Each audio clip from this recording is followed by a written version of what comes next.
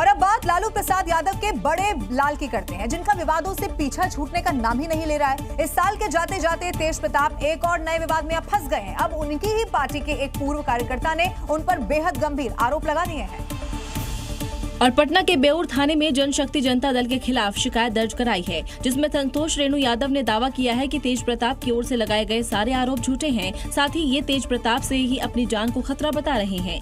हमें जान से खतरा महसूस हो रहा है। अब इनसे मुझे जान को मेरी खतरा है। मेरा परिवार पूरा सदमा में है। ये मेरी कभी भी हत्या करवा सकते हैं। इसके पहले तेज प्रताप ने सचिवालय थाने में संतोष रेणु यादव से अपनी जान को खतरा बताया था। बिहार के गृह मंत्री सम्राट चौधरी से अपनी सुरक्षा बढ़ाने की मांग की थी। हमको खतरा है तो इसलिए सुरक्षा का हमने मांग किया है। कब कहाँ मेरा हत्या हो जाए। अब देखे रहे हैं सोशल मीडिया पे लगातार हमने सम्राट चौधरी जी को भी पत्र लिख करके देने का काम किया है।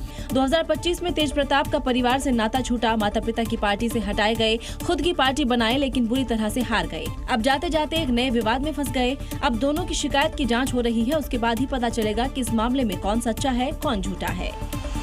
और इस वक्त एक ब्रेकिंग न्यूज मिल रही है, जहां 3 राज्यों में ईडी का ताबड़तोड़ बड़ा एक्शन देखने को मिला है। दिल्ली से लेकर पंजाब हरियाणा में भी ये एक्शन हुआ है। आपको बता दें, इस छापेमारी में 4 करोड़ से ज्यादा की नकदी को बरामद कर लिया गया है। 5 किलो सोने की रॉड बरामद हुई है।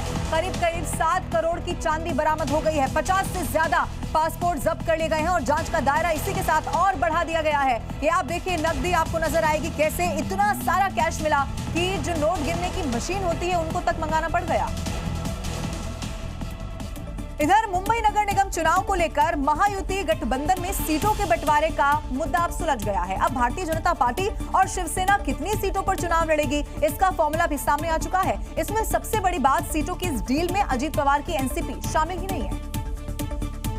पिछले कुछ दिनों से बीजेपी और शिवसेना के बीच सीट बंटवारे को लेकर बातचीत चल रही थी। कई बैठकों के बाद अब अंतिम सीट बंटवारे की घोषणा हुई।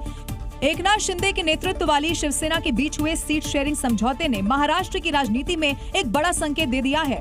227 सीटों वाली बीएमसी में बीजेपी 137 सीटों पर, जबकि शिवसेना 90 सीटों पर चुनाव लड़ेगी। अजीत पवार की राष्ट्रवादी कांग्रेस पार्टी अकेले चुनाव लड़ती दिख रही है। एनसीपी ने अपनी पहली लिस्ट जारी कर दी है। इस आंकड़े ने लगभग साफ कर दिया है कि इस बार बीएमसी में बड़ा भाई कौन है। 137 सीटों पर बीजेपी का चुनाव लड़ना सीधे तौर पर मेयर पद पर उसके दावे को मजबूत करता है। ये स्थिति एकनाथ शिंदे के लिए एक संभावित झटका मानी जा रही है, क्योंकि वो न सिर्फ मुख्यमंत्री पद से उप मुख्यमंत्री की भूमिका स्वीकार कर चुके हैं, बल्कि अब बीएमसी जैसे पारंपरिक शिवसेना के किले में भी छोटे भाई की भूमिका में नजर आ रहे हैं। इधर राजस्थान के डूंगरपुर में जिला विकास समन्वय समिति की बैठक के दौरान बीजेपी के सांसद और भारतीय आदिवासी पार्टी के सांसद के बीच कैसे जबरदस्त तरीके से तू-तू मैं-मैं हो गई, वो आपको दिखाएंगे। विवाद इतना ज्यादा बढ़ गया कि बीजेपी के नेता की तरफ से बीजेपी सांसद को बाहर निकलने तक की धमकी दे दी गई। फिर क्या था, बैठक दिशाहीन यहाँ पर हो गई। इस दौरान तुम बोलने पर बीजेपी सांसद भड़क गए।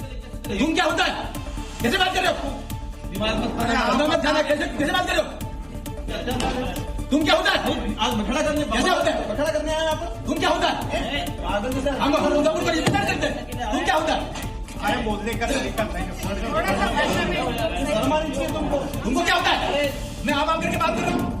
दरअसल जिला प्रशासन के साथ राजनीतिक प्रतिनिधियों की बैठक में बीजेपी सांसद नियमों के मुताबिक चलने की बात कर रहे थे, लेकिन बीजेपी सांसद ने आदिवासी के मुद्दों को उठाया। विवाद बढ़ा तो धमकियां भी दी गई। लड़ाई करनी हो तो बाहर आ जाना। बाहर क्या जाना? यहाँ पे कुछ ऐसा नहीं। देखिए मैदान में आओ, उनके देखिए ऐसे धमकी का काम नहीं होता। नहीं, कौन धमकी दे रहा है? कौन धमकी दे रहा है? आपको कान बह रहा है क्या? आपको ध्यान नहीं रखा कि धमकी कौन दे रहा है? भारत सरकार। दरअसल इस विवाद की जड़ आदिवासी वोट बैंक है, जहां बीजेपी का कब्जा रहा है, लेकिन बीजेपी के उभरने से समीकरण बदल गए हैं।